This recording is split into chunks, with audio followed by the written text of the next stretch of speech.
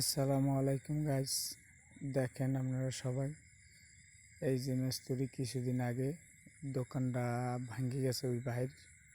হ্যাঁ, এবারে এই যে আমাদের মামা সে কিলোগুলো কাটতে আছে, গাছগুলো গাড়িয়া পানি দিতে। এখানে অনেক খায় গভীর, এখানে অনেক গভীর।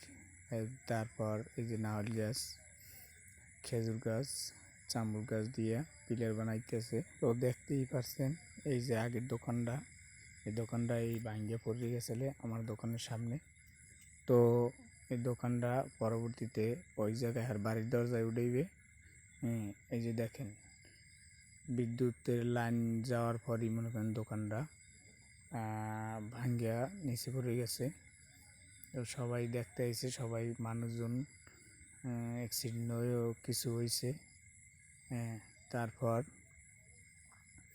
যে মানুষ বেশি এটা ক্ষয়ক্ষতি হয় নাই মানুষের, কিন্তু দোকানটা বেড়ার নষ্ট হয়ে গেছে। মাল সাবানাই দেখতেই আছেন রাস্তায় সব মানুষজনে হাতে হাতে উড়েছে।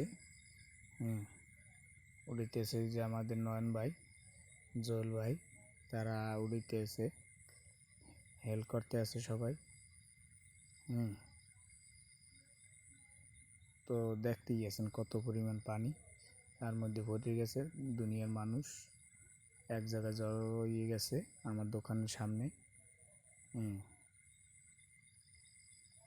তো বেটার কত বড় একটা ক্ষতি হয়ে গেছে। তো বেটার জন্য সবাই দোয়া করবেন। সবাই ভালো থাকবেন, সুস্থ থাকবেন। আল্লাহ হাফেজ।